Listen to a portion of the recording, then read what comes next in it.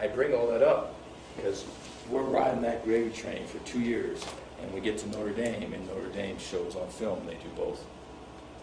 Okay? And this is the drawing of it.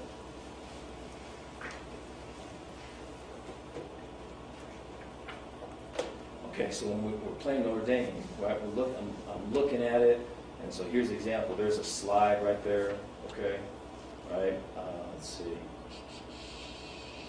All right, there's FanDuel right here. All right? And so, let's see, 5-0. Obviously, you create bear or you create mug. Those are ways to dictate, linebackers up in the A-gaps. And that's the ways you can dictate. Let's see, here's right here. Here's fan. There's your B. Right? There's your solid right here. Okay? And so here they stem late. Okay?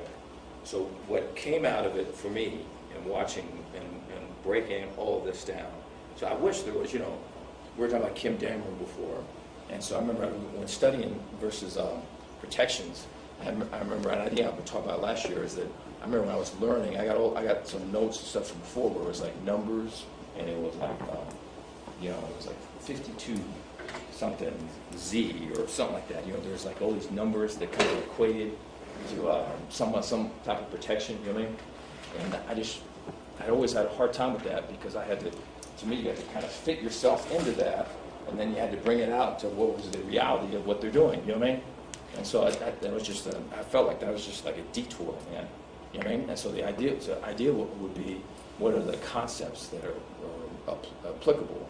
How can we name a protection, right, and make it so, like, they're going to work away from the back. All right, that's slide. All right, they're going to block the most dangerous. Okay, that's FanDuel. You know what I mean? We wanted to have it more that way, and I thought that was more, we could apply that more to people that we're seeing, and that would help them solve this problem. Because I think if this was a number-based thing for me, I would get lost in all the numbers. And so, I mean, maybe that's just me. All right, here's slide right here.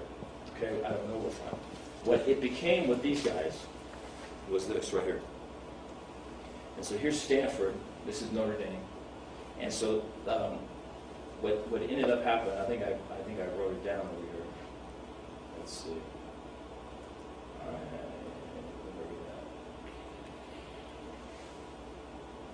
okay, Wake Forest. The DC of Wake Forest was at Minnesota. I studied with him a bunch. He's a great guy and everything else. He's a big, we call it Favre, bringing the nickel from the field. And so when Notre Dame played Wake, they slid to the field. When they played Stanford is a big, I've used the term whip before, bringing the rover in the B-gap to the boundary. Right, their field boundary team, and the rover would rush from the boundary a lot. So when they played Notre Dame, when they played Stanford, they slid into the boundary. Okay, so what it appeared to me was the offensive line coach was adjusting his protection versus whatever he was saying. If you're a field team, he's going to slide it to the field. If you're a boundary rush team, he's going to slide it in the boundary. You know what I mean?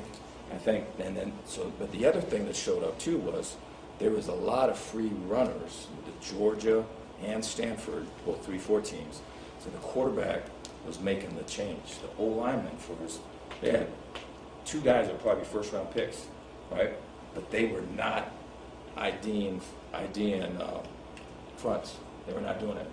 And so they were a FanDuel team, okay? But once they made their call, that was it. So what was happening was, if this was a tackle and your Wade walked over there, they're going to solid it.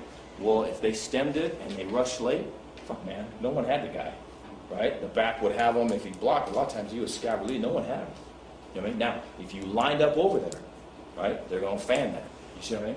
So it was that whole concept of showing off and everything else. And so those 2 things showed up after going through all of that. You know what I mean? And so, like, for us right there, we ran some Bledsoe from the boundary, so they're going to slide to the boundary. That's what they did in our game. Okay?